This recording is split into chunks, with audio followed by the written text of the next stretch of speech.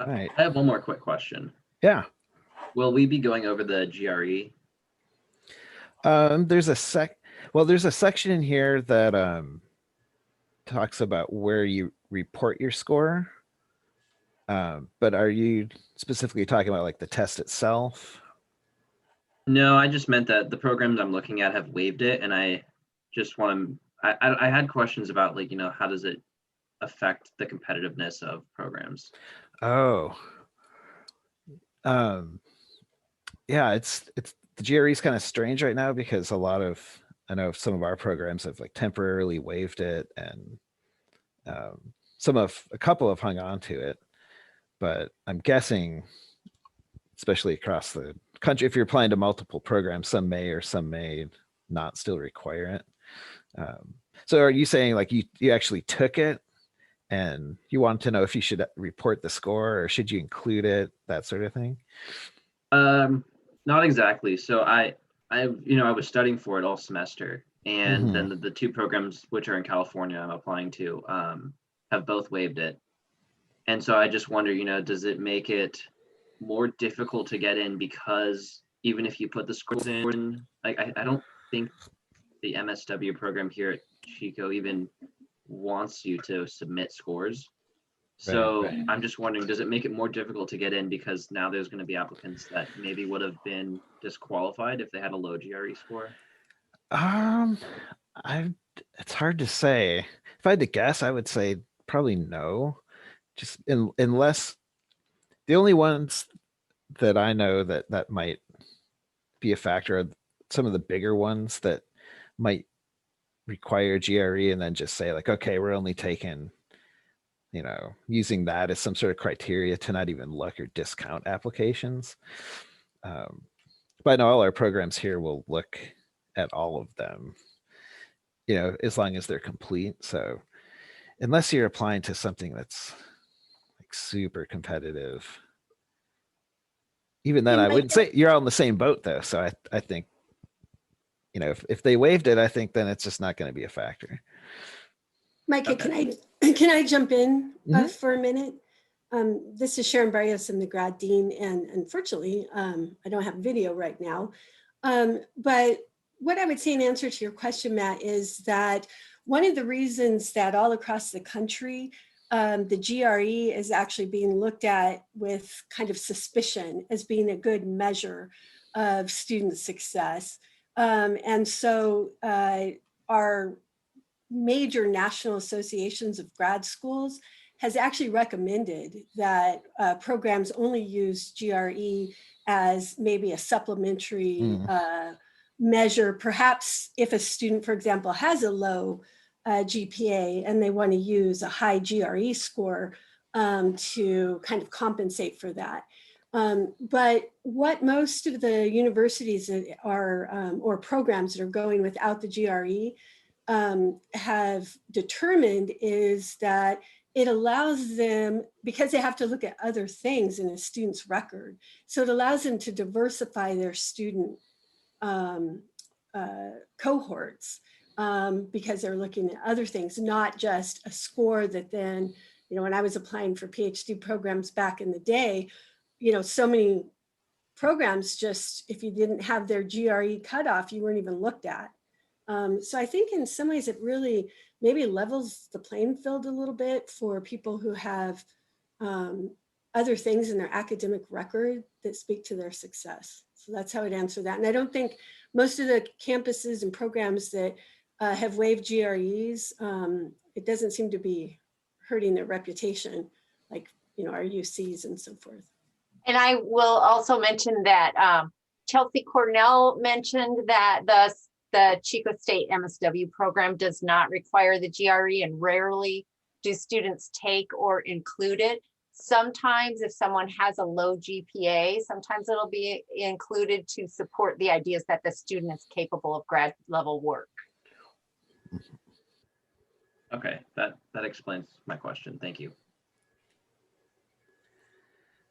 All righty. Well, should we let the fun begin? Let's do it. Woohoo! So I'm Micah Lehner. I'm the admissions coordinator for the grad studies office here, and part of the job that I do is kind of work with the Cal State Apply applications, setting them up and making sure the applications get to the appropriate department. So hopefully, yeah, I'm the person that so sets up the Cal State Apply application. So hopefully I can give you some little bit of insight into what is going on as you navigate through here. And we have Rose White, who's I don't know, what is your official title? You do everything. I'm an administrative support coordinator and I do a lot of things. And I'm happy to talk with folks if they have any kind of questions. And so are all the rest of us at the Graduate Studies office. And I'm going to type in our grad studies email into the chat for you. And then we've also got Kaya Williams, who's a student worker, helping us monitor the chat, and Isaiah Hamilton, who's applied to a current grad student. So may have some insights from that perspective as well. So yeah, feel free. I'm kind of my plan is just to walk through the main parts of the application, explain maybe how things work or where some common errors come in as far as where people get caught up. And yeah, feel free to interject if you have a question at any point about what I'm going over, either in the chat or I mean, there's 18 of us, so I think you can just speak up as well if you feel comfortable. And then we should have time for some questions at the end.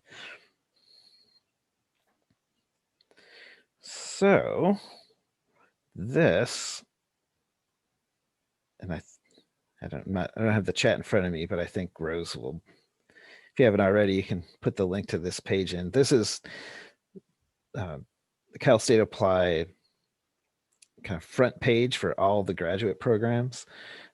And the Cal State Apply application is used by all the schools in the entire system. So it's a centralized mechanism, which is handy in some ways, but also can potentially be confusing. So I'm not going to show you all these features down here, but there are some nice things if you want to see who, like if you're interested in, say, social work. I think that was probably the biggest program in terms of the people who registered for it. And if you just wanted to see what campuses offered what, there's this handy search feature in here that you could search by program or campuses just to see what your options are, even in terms of finding which schools you'd like to apply to. So I just wanted to point out that there is some of that CSU system information here. But the main part is if you click on this apply for fall 21 button, it takes you to this login page where you, if you haven't done so already, will create a Cal State Apply account. And you use this for all grad programs you're applying to within the system. So Okay.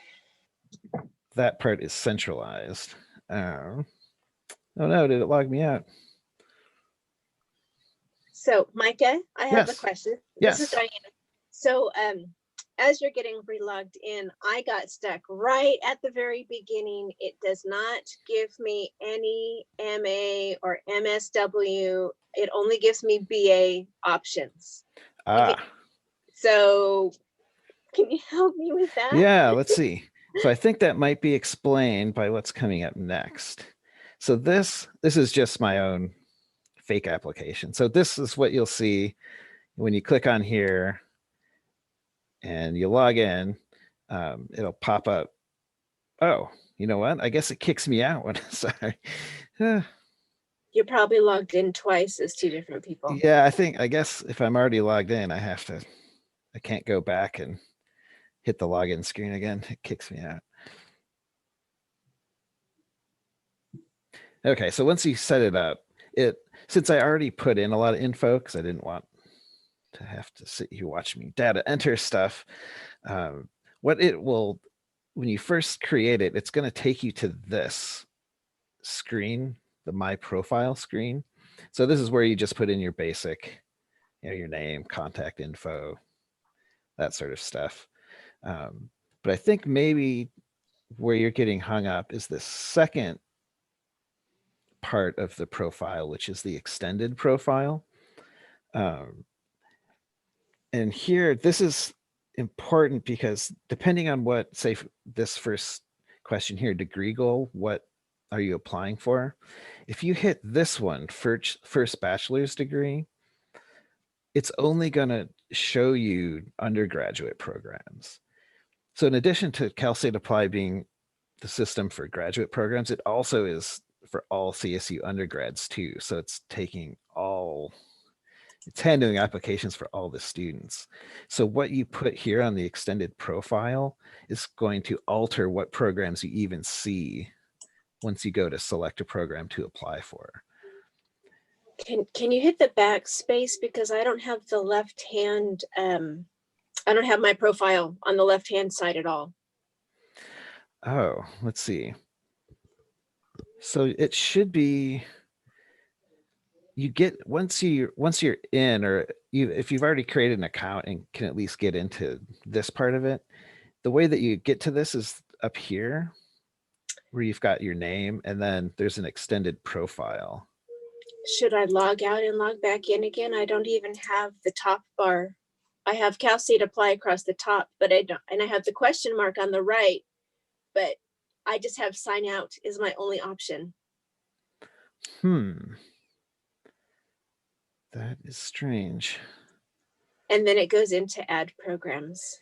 And when I do a search, Chico doesn't even come up. That is interesting. That might be, yeah, I'm trying to think of, I mean, I can certainly help you when we're done with this. It would be kind of hard to stop now. Yeah, I don't, without No, seeing. It's okay, move on. I'll mute again. Keep going, you're fine. Yeah, stick around and I can maybe let you share your screen and then we can figure it out. But yeah, so the extended profile part, that's, some people do end up just hitting this one and then they won't see any grad programs at all. So you definitely want to make sure that you selected second bachelor's degree and beyond. So that would include credentials and master's programs. Okay. And then here you can refine it a little bit more in terms of what you're looking for. And the rest of these I think are pretty self-explanatory. It's just asking if you've already started a grad program and you're wanting to pick it back up. That would be the returning yes or no question. And the rest are just about if you need a student visa or military service. So that is just the initial input of things. And once you get through that part, that's when you get into the main My Application. So you call it a dashboard. So with this, there's 4 main parts or quadrants that you can see here, and each one has covers a different part of the application information that programs need. These first 3, the personal information, academic history, and supporting information, what you put in there will be seen by all the programs that you apply for within the CSU system. And this 4th one, the program materials, that is the only part that is different potentially for each program you're applying for. So each campus, we don't have the ability, these 3, we don't have the ability to change what questions are in there or anything, modify it in any sort of way. It's just standard for all campuses, but we can in the program materials. So I think this one is pretty straightforward. I mean, it's just your personal info.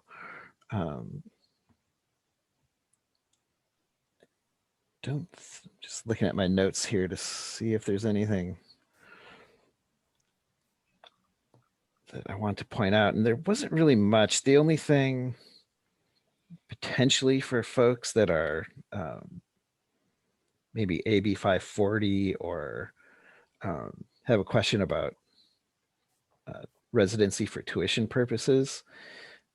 If you aren't technically a US citizen, you still might be able to qualify for residency for tuition purposes. So if you're not, you could put, I mean, if you're not a US citizen, you'd want to put none here, but you could still claim California residency, even if you're not technically a US citizen, and indicate when your stay in California began. And whichever campuses you're applying for, we'll see how you answered this. And there will be like a follow-up residency questionnaire that we'll send out to determine residency for tuition purposes. But this doesn't have anything to do with like immigration or anything like that. We're asking this citizenship residency info just for this application. The point is for purposes of tuition. I think for the financial part, this is mostly relevant. Again, this is the same for undergrads too. So this financial info here is mostly to determine independent status. And as long as you're over 18 and you're living away from home, this isn't really I don't think anything you have to worry about in terms of the grad program applications. So, I mean, assuming you know all this info about yourself. Micah, can I ask you a quick question? Yes. So would you recommend that, you're not showing each of those, you're not clicking on each of those links, but basically that's all information, every one of those links students have to click on and see. Yeah. So I mean, if you wanted to see what it looked like, there's just some standard language on, you promise you're not lying on this application. But yeah, basically since I already filled it out, you would, if I hadn't, it would just look like this. And I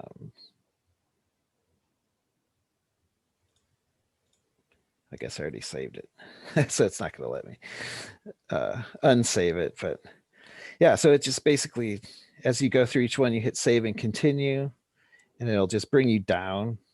If you can see this left-hand kind of menu. So it'll just shoot you down each one as you complete it. Can you skip around? So you complete one section, save it, and then like maybe you don't have your parental information yet. You can. You move on. Yeah, you can. So I just happen to have saved all of the ones in that category. So here you can see it says 7 out of 7 complete.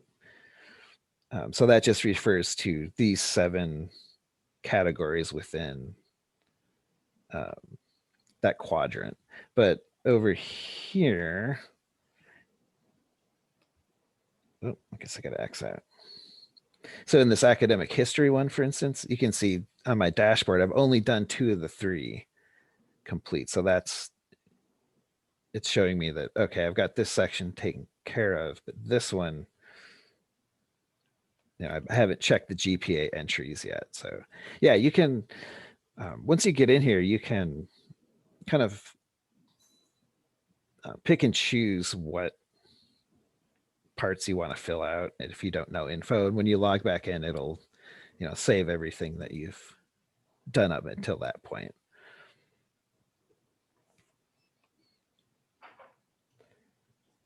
I'm sorry, I have a quick question just regarding the Yeah. GPAs now that you. Mhm. Does Chico State double check your GPAs? Like, do you guys, like, even if we put a GPA in the GPA section, do you guys still check that and make sure that your GPA that you stated in there is, just because I know each schools may require you the last 60 units, the last 30 units. So Mhm. I'm just kind of curious, does it matter what we put in this Cal State Apply? We do check your GPAs against your transcripts. So yeah, you should try to, make them match as much as you can. Yeah. Yeah. But there's each campus. So we definitely check to make sure you have above a 2.5, which is just Mhm. the CSU system minimum to apply for a graduate program. So And it then- doesn't really necessarily, like, you guys double check it, right? But so anything above a 2.5, you guys still double check, right? Yeah. Yep. Okay. Yep. So let me go to, Thank you. no problem. And there's at least the way that CSU Chico does it, there's kind of two checks. So when you submit your application, it comes to grad studies office and we, make sure everything is complete and looks good. And you have the minimum requirements and accredited bachelor's and that sort of thing. So that's like an initial check, but then once your application's complete and we forward it or give it to a department to review, depending on how the review process goes, I'm sure that they will also, look, they'll have access to your transcripts. So they'll, be able to check your GPAs, against your official records.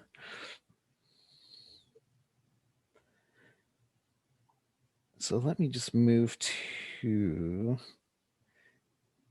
I was already in it.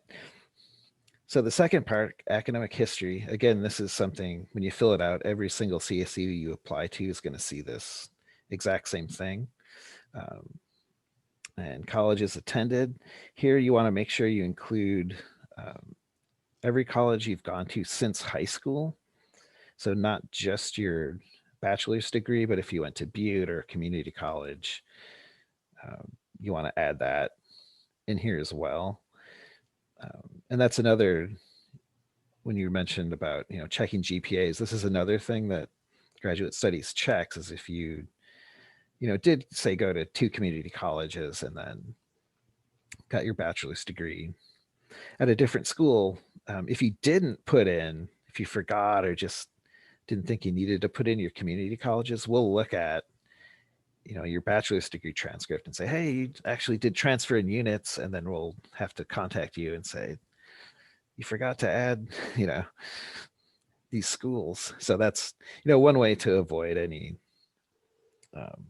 delays along the way is make sure that you are thorough about putting in every single school since high school in this section. Can I ask a question? Mhm. So I've done trainings at tons of different universities and colleges. Do I have to put every little half unit that I've earned at different across the US? Well, let's see. One criteria would be is if it's for credit. So there's a lot of like certificate programs or licensures or whatever that aren't technically for academic credit.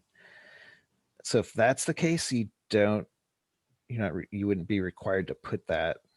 Okay, good. So I wouldn't be Here. penalized if I didn't disclose every single one. No. Because I don't No. even remember. I've been going to school for 28 and a half years now. I don't know. Yeah, the important thing would be, I mean, to the best of your ability, any Okay. school you've attended for credit, you should include. Realistically, I mean, I don't know if I should tell people this or not, but if you went to a school and did like 3 units of lifeguarding and you never transferred, that's the only thing you did, you never transferred any units into, your undergrad degree, we'll never know about it. So, um, Well, But if- mostly it was just for a raise to be able to be, a master at what my career was. yeah, so if, I guess you just have to determine if that was for college credit, and but definitely any school that you transferred units into your bachelor's degree that will get Okay. will Okay. get So caught for anything sure. beyond that, I don't have to put. Well, you also do need to include any work you've done beyond your bachelor's degree as well. If you've done postgraduate or post-baccalaureate work. Well, that anywhere would all be else. on my transcript though, right? If it was at the same school, yeah, Okay. yeah. Thanks. Micah, Mhm. really quickly, I did want to mention that Joshua had one more question about if the grad program is requiring 2 letters of recommendation. He was wondering if the letters have to be written by an academic professional or anyone who knows him on a professional level. Oh, let's see, Joshua, what program is it that you're applying for? Master's of Public Administration. MPA. Okay. hmm Let me look. Off the top of my head, I'm trying to remember if some programs, when we get to the letters of recommendation, they'll include instructions by saying make sure at least one of your letters of recommendation is can speak to your academic ability or something like that. Are you applying to the MPA here at Chico? I'm applying, here at Chico, And- Sac State, and Sonoma State. Okay.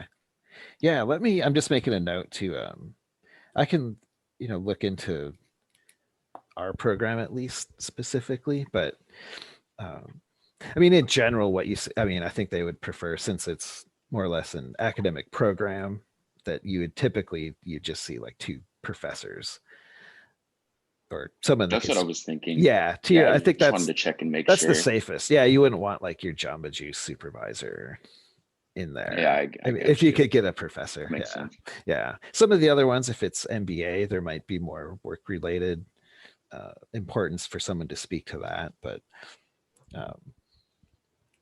I'll double check our MPA requirements. But yeah, generally 2 professors are, I appreciate it. I Thank think you. they preferred. Yeah. I also had a question about Mhm. transcripts. Yeah. I was curious because it asked for my unofficial transcript on the application I did to NAU. I was curious as to when to request my official transcripts from my community colleges and CSU Chico. Let's see. Can I put a pause on that one too? Yes. Because we'll get to the document section, and that will come up. Unless you don't have to run like right now, do you? She's Okay, cool. Yeah, so this is where you enter all your colleges, and they should, it's got like a pretty big database. So if I went to enter another one here, it usually will recognize, if you went to it'll pull up like this pull down list of all the schools the CSU system recognizes. So a lot of it, you have to worry about typing their address and all that. So there you go. And then GPA entries. This one is sometimes tricky for folks because in order to do this, you really will need to have your transcripts in front of you, whether they're official or unofficial. And this one, not all. So the GPA entries in here, because some schools use it and some don't. We don't really at Chico, most programs don't really use this part of the application at the moment. So I can say if you're only applying to Chico, you wouldn't have to worry about this because we just look directly at your transcripts and do it ourselves. But I wouldn't want to say skip. If you're applying to other CSEs, you should definitely complete this because I don't know what all other 23 campuses are doing in terms of looking at this. So to be on the safe side, you should, complete this part.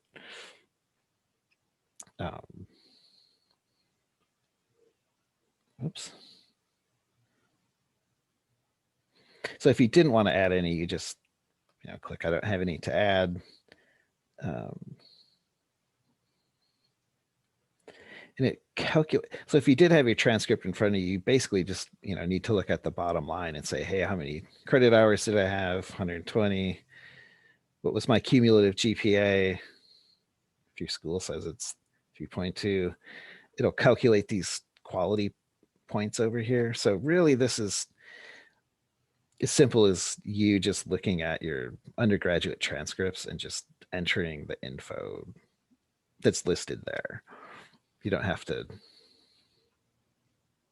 think, you don't have to do any, I guess, real math yourself.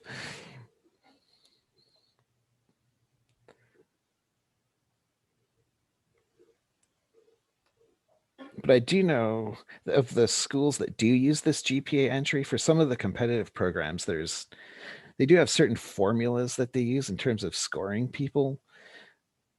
So they'll say, a GPA of above 3.0 is worth this many points. And if all your recommenders give you the highest recommendation, that's amounts to a certain number of points. So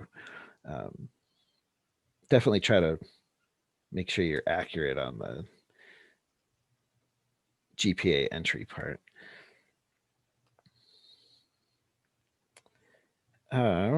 Standardized tests. So like Sharon mentioned before, this a lot of schools are sort of moving away from these. But if you're applying to a program who's requiring one of these standardized tests, this would be the place where you would, if you know what your score is, you can manually enter it. Or if you haven't taken it yet, you can indicate that here. So no, you haven't taken it, but I do plan to on whatever date it is. And then if you have taken it, it gives you a place to kind of like your GPAs where you can manually enter what your scores were into these various boxes here. So that will show up as a self-reported score, but you'll still want to, if it's the GRE, or have ETS, which is the testing company, or whatever the testing company is, report those scores directly to the schools you're applying to. So it's kind of similar to the GPAs, you enter it yourself, but we will get transcripts to double check that. Standardized tests, you would enter your score if you have one, but also you would need to have the official score sent in directly to the school. Sorry, I just have a quick question concerning standardized Yes. tests. If our department, or I'm sorry, if the masters that we're applying to does not require a standardized test, do we just click the opt out of or do not put a standardized test? Yeah, so section? if I remember right, this will just be, I'm trying to, because I went in here and I did something, so I can't, I think it just looks like this. So it just will say, actually, yeah. So there was an option here where when I initially got in here, it said add a test or not. And Okay. I ended up clicking this. You opted not to share any tests. Okay. But now it's saying, it's giving me the option to go back and add one. But yeah, if you're not required to have any, you would just click that and then you're done with that part. Yeah. Yeah. Okay. Thank you. But if you do forget, sometimes people just forget to even look at it. And if you didn't say, yes, I want to report, or no, this would be unchecked down here. And then once you came out to your main application, it'd only say 2 out of 3. So you'd know I gotcha. you'd have to get back in there and click no for that. Okay. Thank you. No problem. So these, so far we can see, okay, we've got these first two done. The third part, this is the shortest and easiest of them. The supporting information right now, the only, and yeah, this is true for, I think, all the graduate programs. The only thing in here, the undergrads have a lot more info that they collect here, but the only thing that shows up for grad programs in the CSU system are these experiences. And this is kind of like, it's more or less an online resume entry. And I know none of our programs at Chico use this right now. So it's kind of like the GPA entry. If you know you're only applying to CSU Chico, you can just skip this and say, I am not adding any experiences. And that'll close it out. But like I said before, if you are applying to Dominguez Hills or other CSUs, I don't really know what if they're using this or not. So it's hard to say, like, I don't want to say how detailed you do or don't need to be here. So I would say, when in doubt, put it down if you can, because it never hurts to duplicate information, et cetera, et cetera. Mhm. You know, in this case, it's not gonna hurt. Right. But if you're only going to Chico State and it's right now, you know, Micah's advice about we don't worry about it, that's fine. And that, I assume too, Micah, is subject to change. So check back on that, you know, in future years if you're putting off your application. Right. Yeah. Yeah. And most of the programs collect that programs that want this kind of info in terms of, so here, so this is like work. You could also maybe title this section non-academic experiences. So that's, you know, the previous thing where you entered your GPAs and your schools, that's the academic part. This is just having to do with employment, internships, or volunteering. So those are the three categories of experiences you could put in here. Our programs that want this info just request a resume, and that's how they kind of collect this type of info. But yeah, to be on the safe side, you know, if you're going for social work or whatever it is, I would put in like whatever you think is relevant to the program you're applying for. I think it would be a good idea to add that. So yeah, maybe not your 8th grade job. That may not be relevant to what you're doing, but yeah, if you worked in you know, a foster home for 2 years or whatever it is, if you think it would speak to your qualifications for the program, this would be the place to put it. And this stuff about, and you don't need, so only the things with the asterisk you have to put in there. The supervisor stuff here, this doesn't take the place of a letter of recommendation. And there's no language in here that says something like, oh no, here it is. So if you did put your supervisor's info, there's, you know, this box here about, can we contact this organization or not? I have a quick question. Yes, Matt. So regarding putting like volunteer, oops, sorry, I muted myself really Oh, quick. no problem. Regarding a volunteer experience, how far back should we go? Like, how far back is relevant? I don't know. I would just say err on the side of putting too much in. Like if you don't know, never hurts to add it. But I don't know if there's like any set cutoff, you know. So going back to 2016 is fine then. Oh yeah, I would say it for sure. Yeah. Maybe just not like middle school yearbook club or yeah. Okay. Something like that. I mean, definitely anything you did in college for sure. And potentially high school if it's, you know, appropriate or relevant to the program you're doing. No, I included volunteer work from when I was in high school and I got in, so it didn't hurt. Yeah. Yeah. Nothing you put in here I don't think can really hurt you. It's just a matter of, I guess, time. But yeah, I mean, the more you can do, the better. Okay, great. Thank you. So let me get rid of, so that's the only, this experiences thing is the only aspect of this supporting information quadrant. So I'm going to just to make it nice and green, I'm just going to say I'm not adding anything. There, I'm done.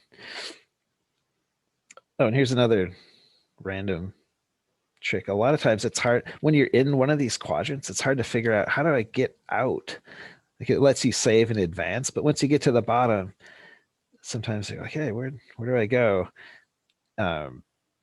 So that's, I click this My Application, and that always brings you back to the main dashboard here.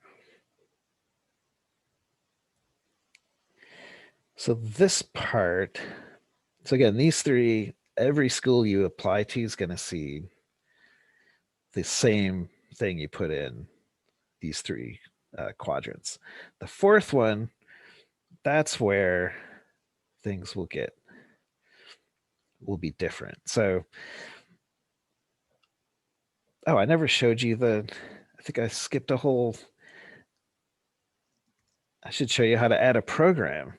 So initially, I already added a bunch, but initially when you, you know, will create an account, it's going to ask you to add at least one program to start with. So that's this second tab up here. This is where you choose how many programs within the CSU system you want to apply for a given term. So if you are, you can, it's a lot. So if you just, so right now it's just showing all available programs at all campuses. So using the search box, this is where, if you were doing social work, if you happen to know the specific campuses, you could type those in here. So if you knew it was,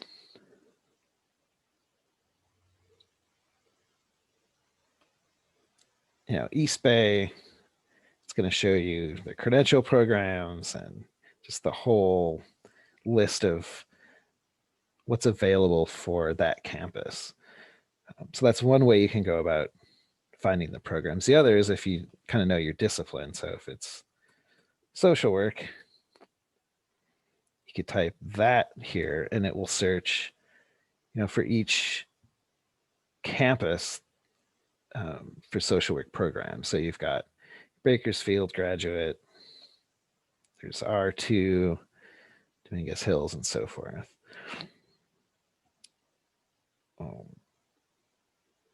So from this screen, if you click, so the rules for applying to different programs, you can apply to as many CSU programs as you want, but you can only apply to one graduate program per campus per term.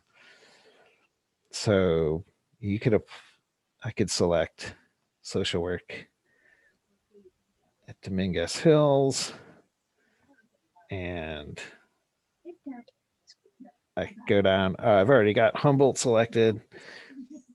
Let's throw in Los Angeles just for fun. So yeah, you can just kind of use this one screen to add as many programs you want to apply to. Micah, can I ask a question? Yes. So this is Diane again. I noticed that you are on the screen that I am stuck on, and I can't get back to the profile to change from first bachelor to second and beyond. Oh, okay. So you Oh, don't see. but you still you- have your name up there. I still don't have my name up there. Okay, interesting. So never mind. I'm still stuck. Oh, that's all right. We'll try to. We'll get Okay. it. We'll get it sorted out at the end. Thanks. But yeah, this would be, if you did notice, hey, I'm only seeing undergrad or whatever it is. This is where you could change your profile to indicate the types of programs you want to apply for.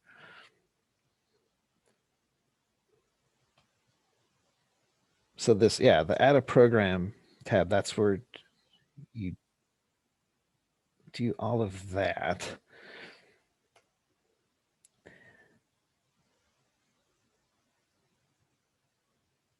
And it'll update if you add or subtract from this add a program,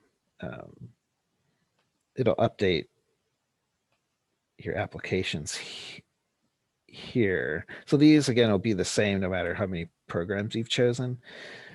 But now it's like, okay, I've gone in and selected, I want to apply to Chico Marriage and Family Therapy, and then these 3 social work programs from these 3 other campuses. This is where the things get a little more tricky, because each one of these is going to be set up differently and have probably slightly different ways of doing things than the other programs. So let me just start with, I'll just pick one of them to show you what this looks like. But each time you pick the program documents, you're going to get each school's going to have a page that sort of describes what their program is and potentially gives you instructions on how to complete the application or important things that they want you to know about applying. So the way that our marriage and family therapy program decided to organize things is to simply include a link down here that says visit our website for more information about the program and admissions process. So if you click on that, it brings you out of the CSU or a Cal State Apply application. And then, we've got 3 different programs here. So if you're doing marriage and family therapy, the department is given a pretty detailed rundown of the deadlines, what documents must I submit to complete my application. So they kind of have here given you directions for your statement of purpose, what they're looking for, info on the GRE. So these are, it's hard to, I just went back to the Cal State Apply application. Because programs are so different, it's hard to get into any real significant detail about how each one works. But I do just want to point out that it's important to, when you get to this part, just read these very carefully for each program you're applying for, because that's where you're going to find specific instructions. So here on the left, you can see these are the 4 applications we've started. So if you want to toggle between what kinds of instructions each school is giving us, you can do that.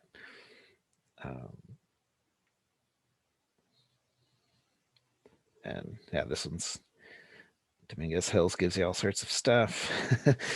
And I think I'll use a specific document to, let me just look, Humboldt States. Yeah, so they kind of do it like we do, not so much info here, but they give you a link to go to read more. So that's the first part of this, is just this branding or informational page. Then here in the middle, this is where you're actually going to supply the program with the documents that they're requesting in order to submit your application. So here in Chico's, so let's just talk about transcripts as an example of a document, because that's one thing that's I mean, all schools are going to have to collect official transcripts at some point, or need some sort of transcripts to review your application.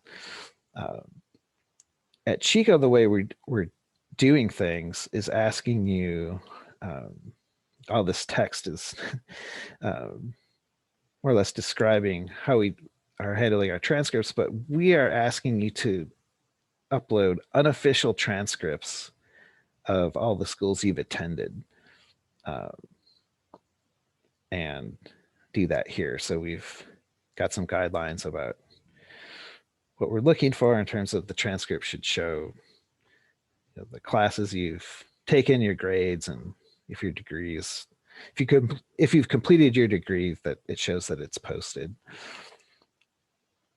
But I did notice that for transcripts for Dominguez Hills, if you read what their instructions say, so our instructions say upload your transcript, unofficial transcripts there, and if you're admitted, then you need to contact your schools and have the official one sent directly to us, but you don't have to bother until you're, you know, actually admitted. Dominguez Hills, I read theirs.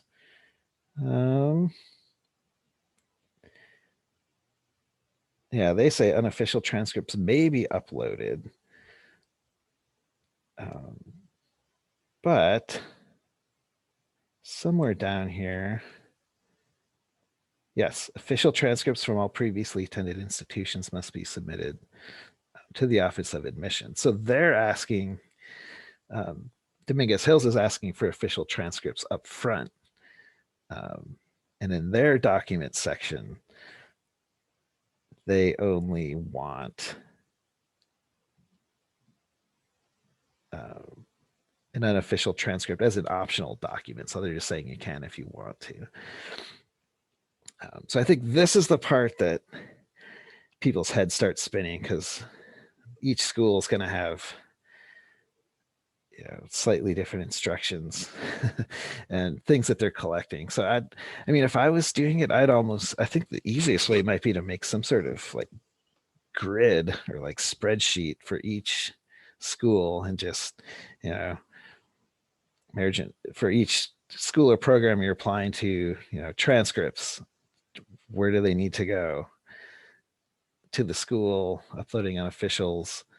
And then the rest of the documents that we ask for, you can see as you scroll down, these are documents required just to submit your application. So it's not even going to let you, unless you've got a PDF or some sort of file uploaded here, it's not going to let you submit it. So you can see for the marriage and family therapy program, a statement of purpose, and we've got instructions here about what should be addressed in that statement. They're asking for an advancement to candidacy form, and there's a link to that. The instructions up here on the website. So in this, for this program, it pops you back, you know, out of Cal State Apply, and then you can see, oh, here's the PDF application for advancement to candidacy. You could fill that PDF out and then go back and Cal State Apply. And when you see that document category, that's where you'd upload it.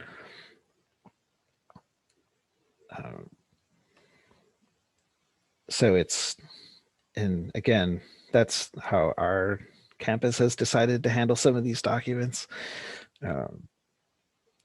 But it's, I haven't like thoroughly checked all the other campuses to see all the possible permutations of things, but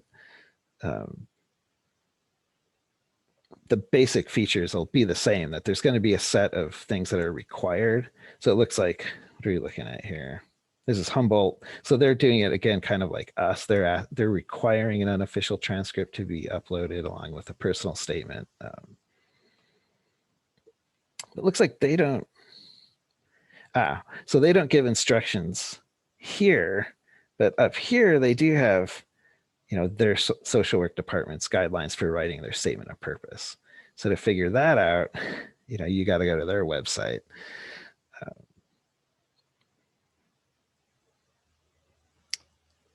So this document section, again, can get kind of hard. I think it's just important to, when you're dealing with multiple applications, just make sure you read the instructions for each one and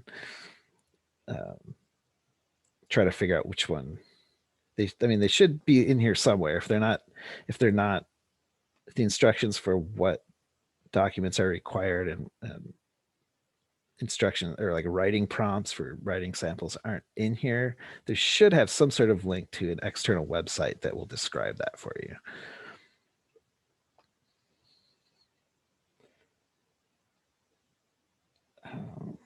So here's for our Chico one here. We just have extra spaces. If you've gone to multiple schools, you can upload unofficial transcripts. So that's the document part of this fourth quadrant. And then we have over here the recommendation portion. So again, kind of like transcripts, some schools may, kind of the old way of doing things, they might have you send letters, like hard copy letters, directly to their department. But I think, again, I haven't reviewed thoroughly all the programs, but I'm guessing just about all of them have switched to this online electronic letter of recommendation system, especially with everyone working at home. So for here, you'll see for whatever the program you're applying for, they should have some sort of instructions here. So I forgot who asked earlier, but if programs do have certain criteria for the kinds of people they want you to, or the kinds of people that should serve as your recommenders, they should have that listed here. So our MFT folks said, at least one should be a professor, and so forth. So that, should be there. And down here, you can see it, this program requires 3. Some might say like you need 2, but you can have up to 5 if you want. But we just have, at least for this program, there's 3. So I filled out one just so you can see what it looks like. But let me add another one. So this, if I was adding my second one, basically you just enter the information of the person you want to serve as your recommender. There's language here about, waiving your right to access it, giving us permission to contact them.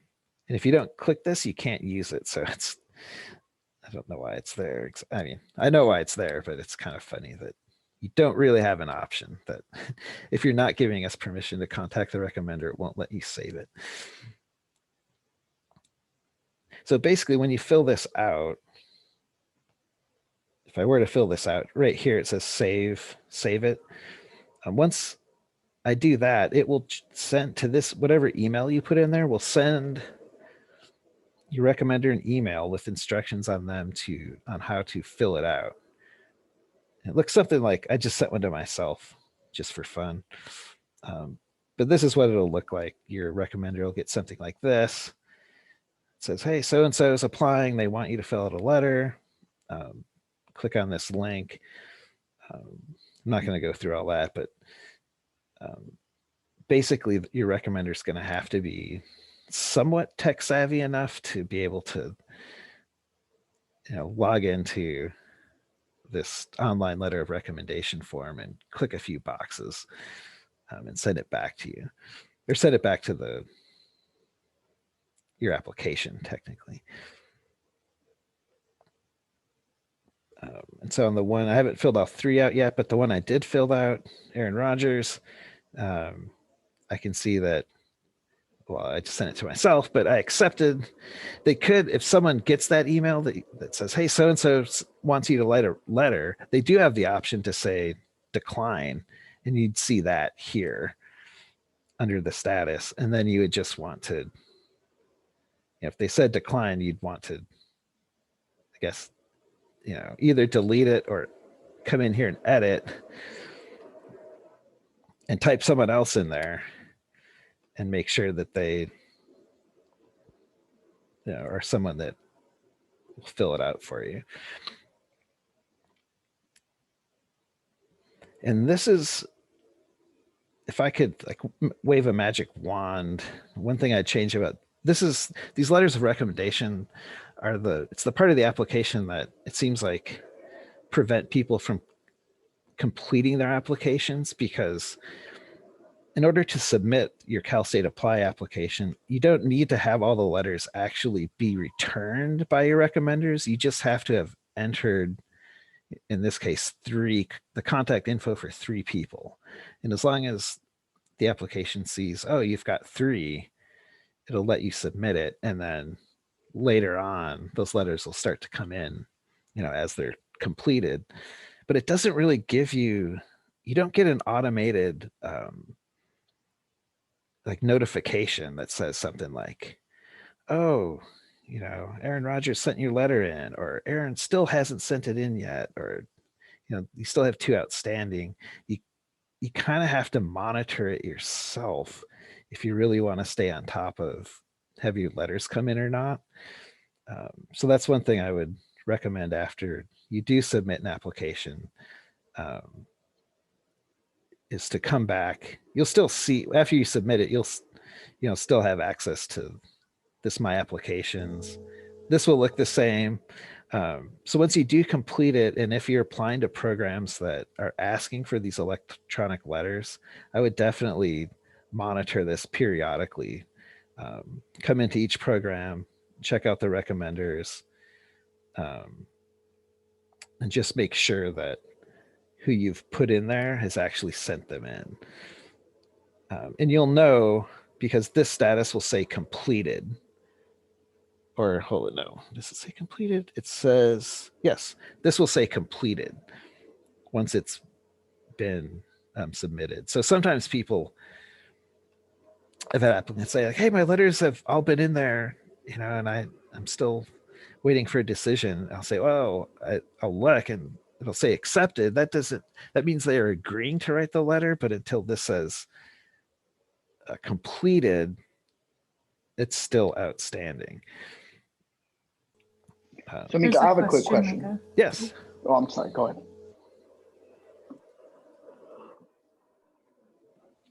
Go ahead, Jeff. Then there's a question in a chat after that. Okay, thank you. Mika, I just have a question. Is this the Cal State Apply, the letters of recommendation, different from like, for example, because I know Chico State social work program requires letters of recommendation too. Is this different than the actual Chico State letters of recommendation? What I'm saying is, do we need to attach the names to Cal State Apply, or does the letters of recommendation just matter for Chico State's application? Yeah, so you're applying for the Chico State Masters in Social Work? Correct, yes. Yeah, so there's, and we haven't even touched on this part yet, but some programs like our Masters in Social Work, the credential, our Communication Science and Disorders have a whole set, apart from Cal State Apply, have their own application. Okay. So that's the case with the Masters of Social Work.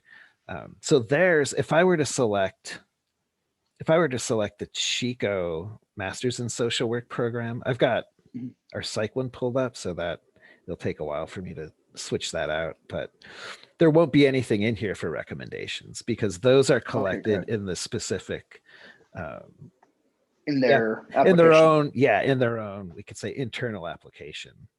Okay, I got you. So this won't even show up. Yeah. And some programs might not use these online letters, or they might have a different way of doing it. Okay, I got you. Just because I was like, oh, Mika, I mean, I don't see that in my Cal State Apply as far as for Chico State social work. So I'm like, I'd rather ask. Yeah. And for this, this section, this program materials section, it's going to look different for each, because this is the one thing that each campus can change. So these are all, I mean, unless you really luck out, I think probably, every program if you're applying for multiple programs, these are going to be slightly different. You can see here, the Los Angeles one, they have a section on questions, which we at Chico State aren't utilizing, but this is just a place where you can, just text box, how did you hear about our program? Are you currently, so they've added some questions you'd have to fill out. They have same as us, three letters, but yeah, so the number of tabs up here will look different depending on how the program has set itself up. I got you. Thank you. And was there a chat question? Yeah, Jessica had asked about priority deadlines. She noticed Cal State had extended them till December 15th and wants to know how important it is to get them in by that priority deadline, and is wondering if applications submitted by that deadline get priority over any coming in later. Oh, so that, I think maybe what you were seeing was for specifically just for undergrads programs. So that we don't have priority deadlines for the graduate programs. There's just a single deadline. So if you go back to your adding a program tab, if you just select your selected programs menu, these are the 4 that I happen to have select for this demonstration. And over here, you can see this deadline column. That's really the only deadline you have to worry about. But as you can see, we've got, none of them are the same. Well, I guess, Dominguez Hills and LA both are on the 15th, but Humboldt social work gives you till April. So it's really variable. The deadlines like totally vary by campus. And there's not, unlike the undergrads, we don't have like a priority versus final deadline. There just is one final deadline. And our competitive programs just accumulate applications, and then they basically wait until after the deadline. And then they just look at everyone who submitted it all at once and make a decision.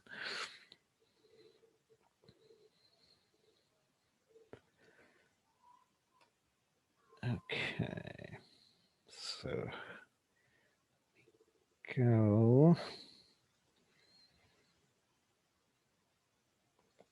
So back to the program materials. Yeah, so that's, I don't know, if I was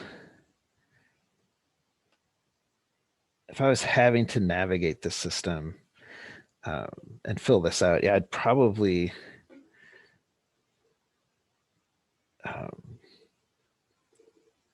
try to come up with some, organize myself in terms of the 3 or 4 programs that I'm applying for, figure out what exactly do I need for each one in terms of what's requested on these document pages,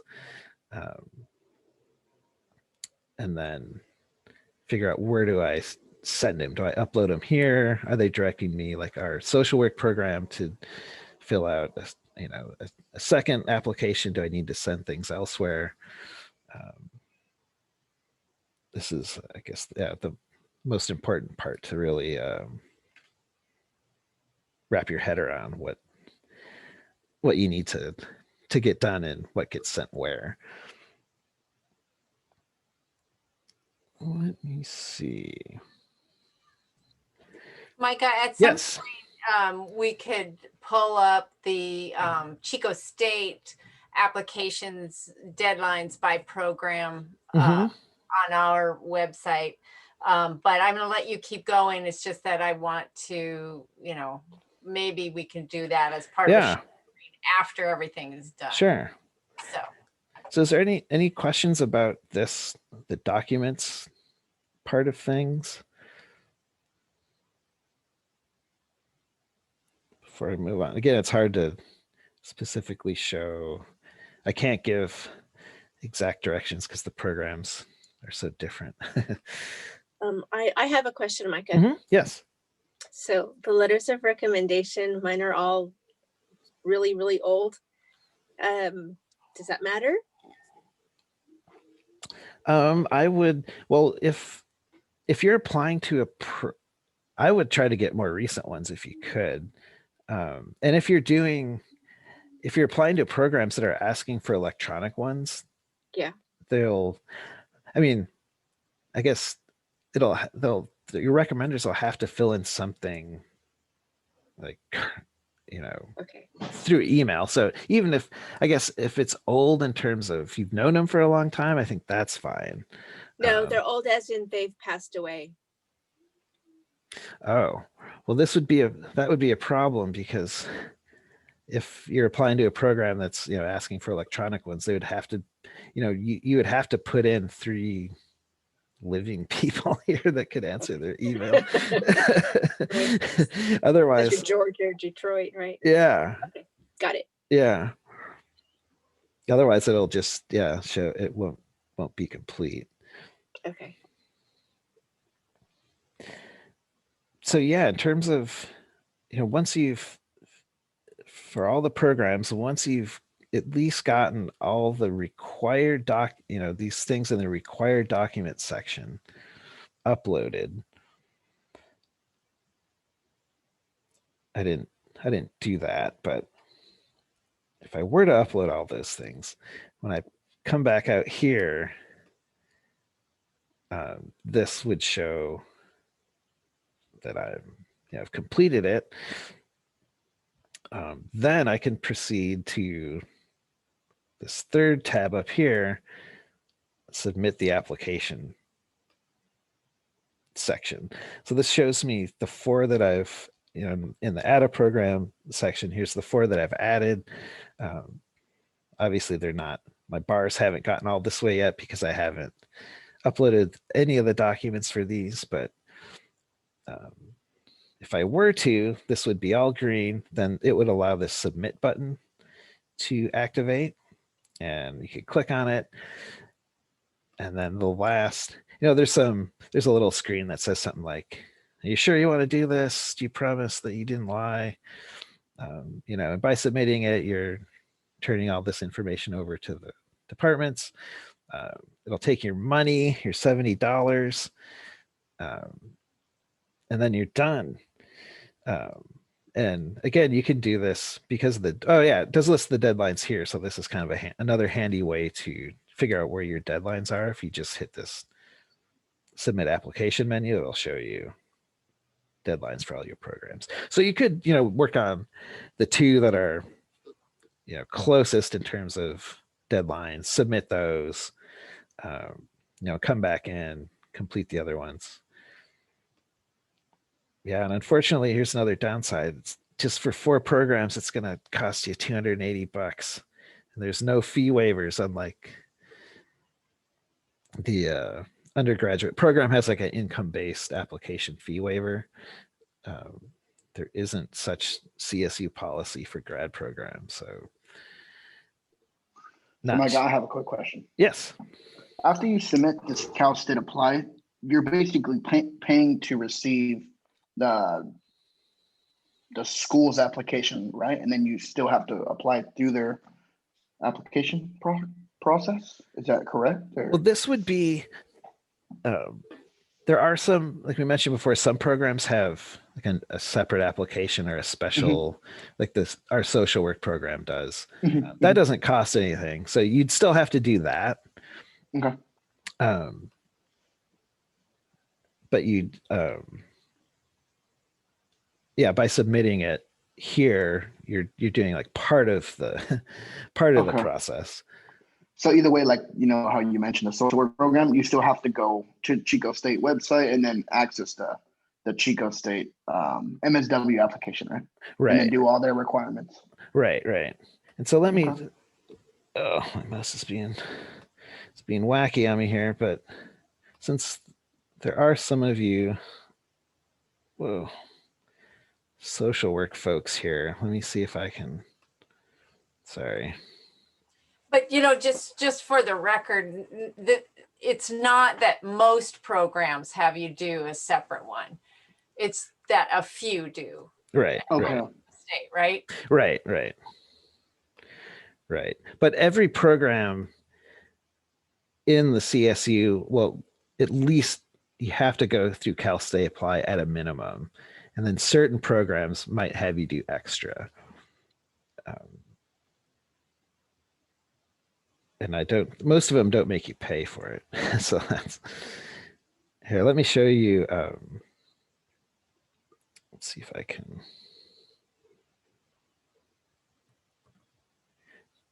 Just give you an example of what the Chico one looks like.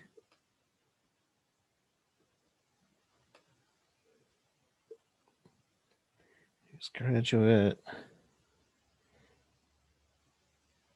Social work. Where are we?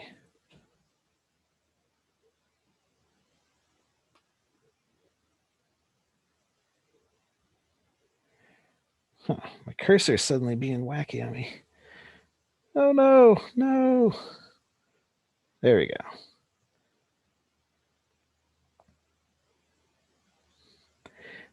So what I just did, I decided I'm not doing marriage and family therapy at Chico. I actually want to do social work.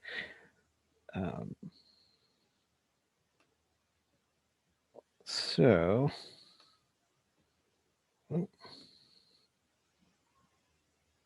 come on.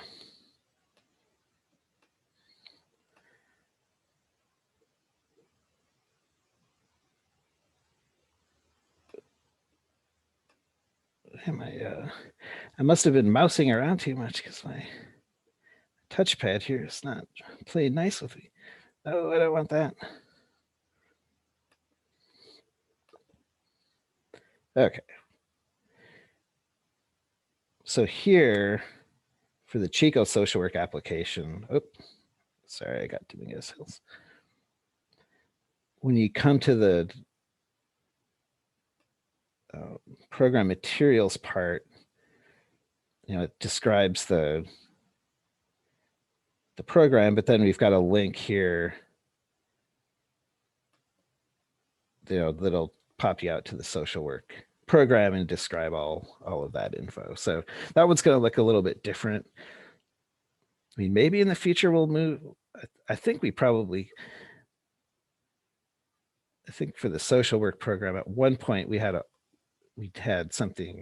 older system that wasn't as functional as Cal State Apply. So I think we probably could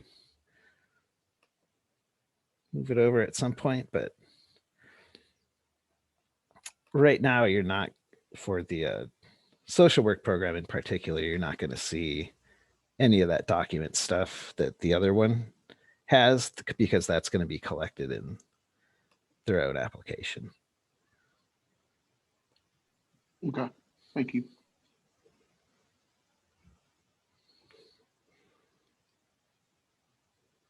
Wow.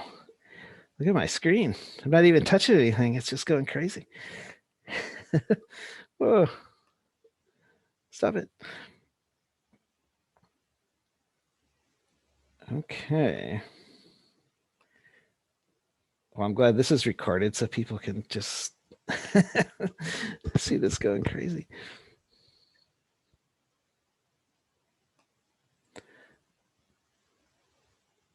Okay, well so so once you get to the you know, that submission screen, that's kind of the last part of the process in terms of just getting your application submitted. So in terms of the walkthrough, I think I covered most of the stuff that I thought to show you, but if there's any other questions, or if you want me to get back to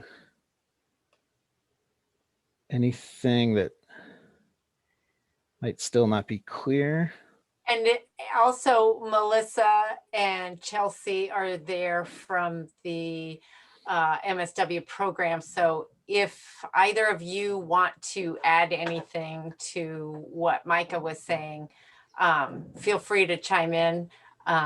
Otherwise, you all are always welcome to contact our grad coordinators, and they can give you all the specifics and answer detailed questions. And so are Micah and Jean, our admissions coordinators, happy to talk with you if you have individual questions. Oh, there's one note that I forgot that I wanted to cover. It's just something that I've seen. I've also worked in departments and been on, helped with committees that do selection of grad program applications and review them. One thing that it's kind of a simple mistake, but one that applicants make more often than not is if all these schools are asking, most of them will ask for something like a statement of purpose or justification statement, that sort of thing. But sometimes you'll be at Chico and you'll get one that says, I'm so excited to come to Sac State, and and so people forget to personalize their statements and what they're writing, instead of just having something that's generic. If you have the time and ability to really fine tune each one of those specific to the campus, make sure you're mentioning that school and not some other school, because it does get confusing having to upload all these documents, and that's one thing it's kind of easily preventable, but it just takes a little attention to make sure, like, okay, this, even when you're saving your statements of purpose or your various documents to upload, just in the titles, just make sure you put statement of purpose, Sac State or Chico State, and because that's one thing where people are like, oh, okay, they don't. It's not going to be a deal breaker, but it's a simple thing you can do to make sure that you don't give them any reason to start, doubting. Micah, can you show us one more time, just from the beginning, when you go to that Cal State Applied grad screen and you're just starting out? Can you show us that one more time? Just the login here? Yeah. And then you're going to go over there to the right hand and apply for fall. I just want to see what that screen looks like. Right. And there's several floating around. There's a lot of links to different Cal State Apply pages. This one's specific to grad programs, but really, if you click this apply for all, apply for fall, even if you're a Beck, I'll just back out to, there's even a more general application page that sometimes you get linked to. So they'll show you this. That's just the general Cal State Applied page. But even there, if you hit apply, and it might look like it's undergrad stuff, but really any link that lets you select a term and apply for it, it's going to take you all to the same place. And you log in here, and really what show in terms of what applications show up, it's what you put in your extended profile that really makes the difference as to what you see within Cal State Apply. So as long as you get to this, like this screen, as long as you get to this Cal State Apply login, it's the same for grad, undergrad, sign in, and it'll get you to your applications. In other words, there's not a specific login. There's not like a graduate Cal State Apply login and an undergrad Cal State Apply login. There's just one. That is interesting, since they do have that graduate button that you can click on, but it's the same login. Yeah, the graduate button just gives you some of those searches and a little more fine-tuned info on the system-wide. yeah, you can figure out which campuses have which program and that sort of thing.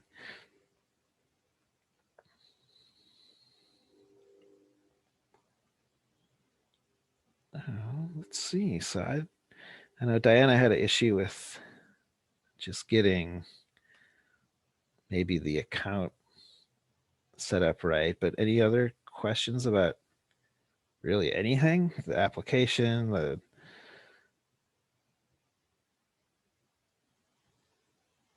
just